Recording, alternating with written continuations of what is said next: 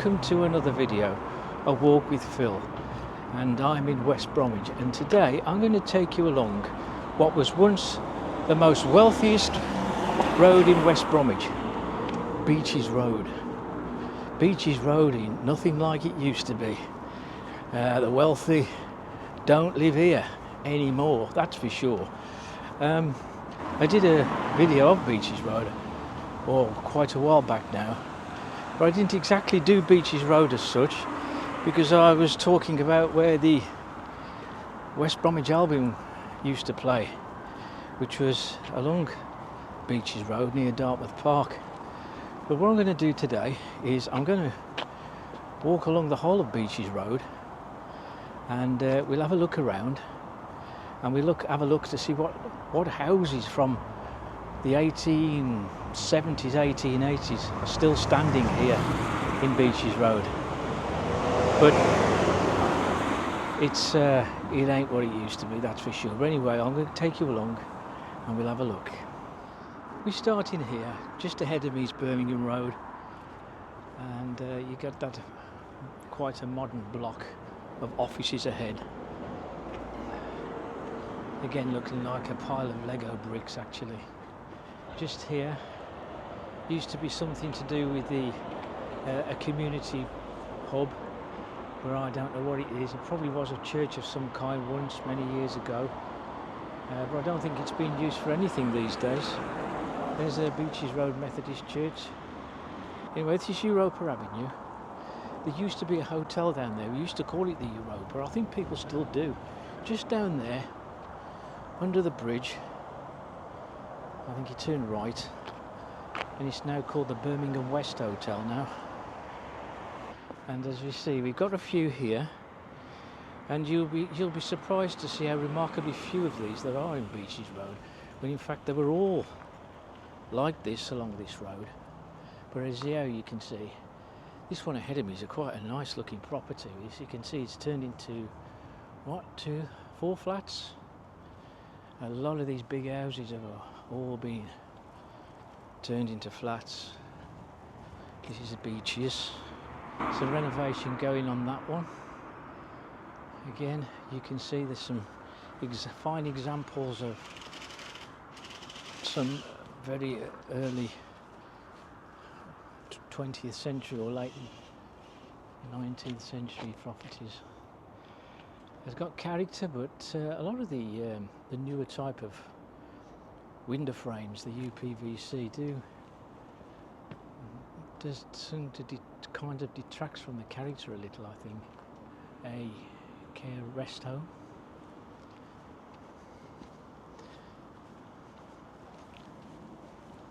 I'll keep crossing over as I do to show you both sides if I can.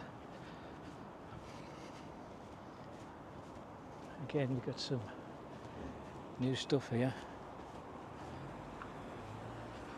All new properties here, and some of them look as though they was modelled on some of the old houses that once were in its place.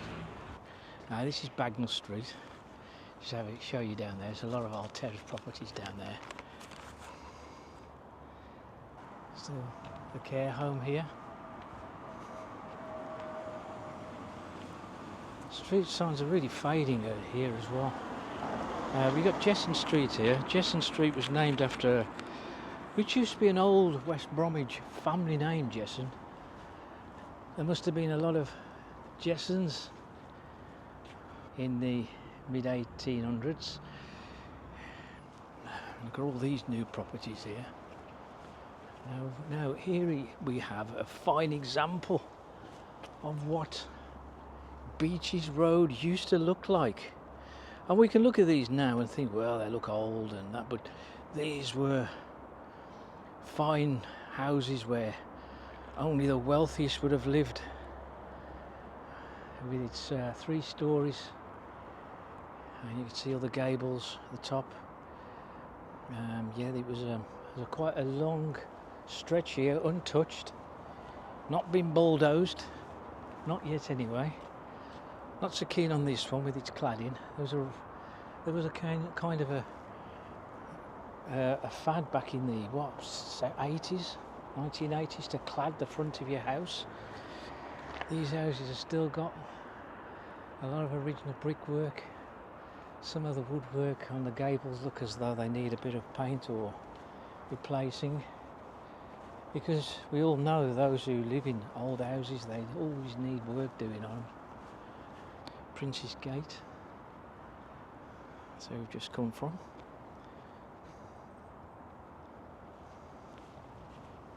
These are obviously newer type, but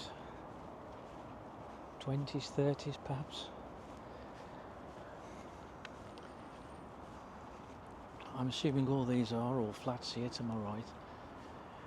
This is Hope Street, just down there. All these roads lead onto Birmingham Road, or Birmingham Road, I think, at the bottom of Hope Street.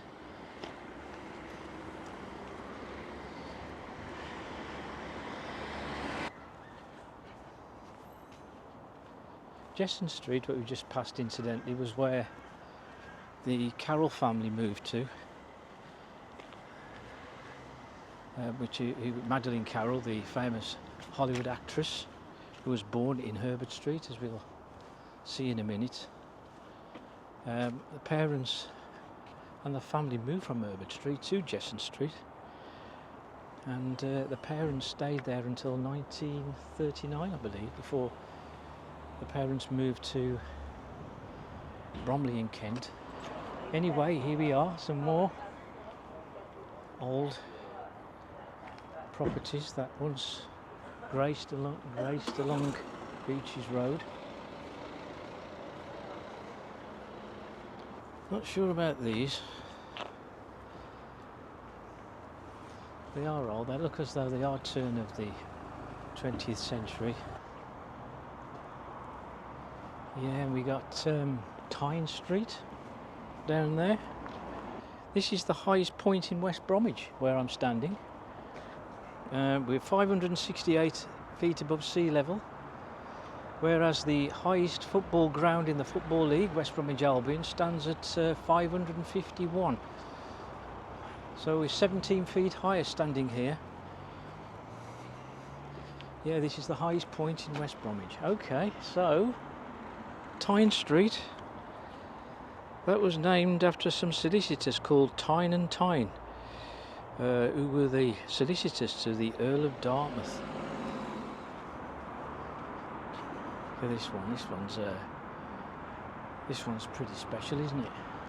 It's now called the St Andrew's Court, private residential care. As I say, many of these older houses are either flats or care homes. Anyway, let's carry on, because now we've been interrupted on our journey along Beeches Road, because we've got the Trinity Way, and I'll show you that when we get over this bridge. We're still on the bridge. I'm just going to go down this way, and what I'm looking at now is Nicholls Street. Beeches Road, in fact, was constructed between 1867 and 1885 by George Nicholls, who was the West Bromwich architect and surveyor. And apparently with Beeches Road he followed an old ancient horse road which led from Myers Green by the entrance to Dartmouth Park all the way up to the 3 Mile Oak Turnpike at Birmingham Road. So, and Nicholls Street is named after him. George Benjamin Nicholls, his name. Particularly down the bottom of Nicholls Street, we used to have a police station on the corner. I think it was on the left as I look down. And you can see the size of this bridge that I've just walked over. It's so high. As you can see now, Nicholls Street would have obviously joined Beeches Road here, but not in this kind of fashion that you can see, like as though it's always been a part of Beeches Road. It would have stopped here because Beeches Road would have continued, but you can't. I don't know whether you can really see anything through here, but it would have gone through this fence anyway. Where this fence is now, that was where Beeches Road would have continued, and so we will carry on along here. Now we've got a few examples of Again, some old parts of Beeches Road housing, really. And we got I'm not sure what this place is called, Pegasus, changing lives through empowerment. But here we are, got some more examples of some of the old villas of Beeches Road. There's a few more at this end than there was at the end before we got to the bridge. Examples of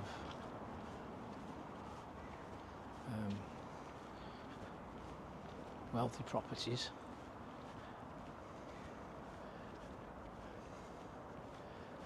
I don't know what this is. A lot of the road signs around here as well. Look at that one there. Jesson Street and Bagnall Street. The road signage is just fading. This one's called, well, you'd come up to this road sign here and you thought this is Egg Street. I think there's somebody's been messing around with the road sign, but this is Leg Street. Leg Street is so cool because it was the family name of the Dartmouth family, famous Dartmouth family of West Bromwich. There's Poplar Avenue, just there. Zoom you down Leg Street, or as the locals seem to call it now, Egg Street. Branch clubs, inspiring children every day. Doesn't seem much activity going on that one either. There's a whole row here of originals of Beeches Road.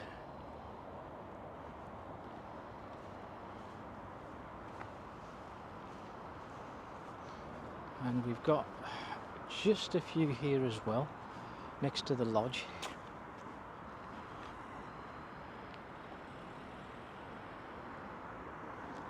We're coming up to one of the main entrances to Dartmouth Park.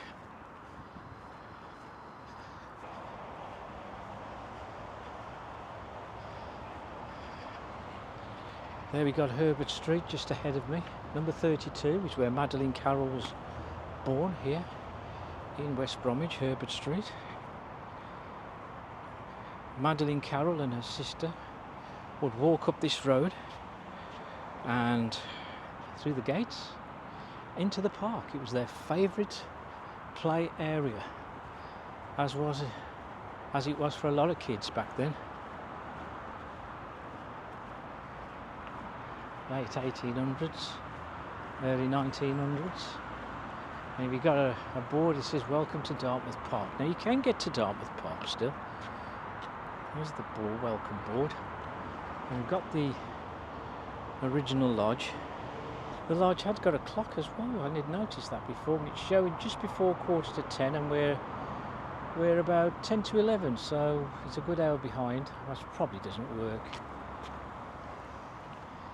Yeah, you can see the main pillars, grand pillars to this park created, given to the borough by the Earl of Dartmouth.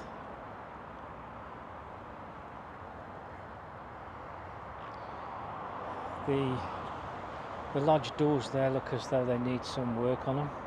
The park would branch off in two places here. There you can see would have been an original path to the left, and there would have been a path there to the right. If you went to the right, you would reach the tennis grounds and the tennis courts. And if you carried on through here, which we can't do anymore because we got this road here, and all the trees are blocking our view, but just right here in front of me would have been the miniature golf course, where all the expressway is, the two dual carriageways going up and down. There was also the site before the miniature golf. It was also the site of where West Bromwich Albion used to play. So you can still cross the bridge from here to get to Dartmouth Park.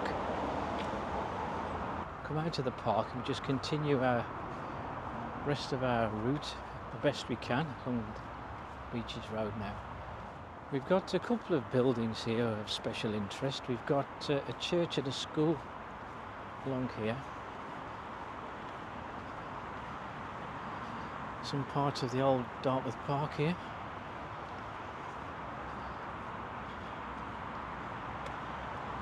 which has been cut adrift from the original Dartmouth Park.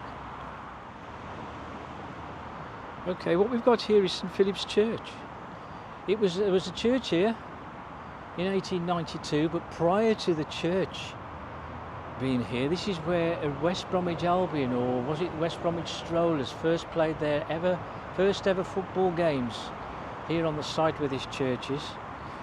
But the church was when Albion moved to Dartmouth Park, and from Dartmouth Park to Bunsfield in Walsall Street. They built the church here in 1892, but they replaced it in 1898. So this is the original from 1898, and it's quite a fine piece of architecture, actually. Okay, we'll have a quick look at the sides of the building.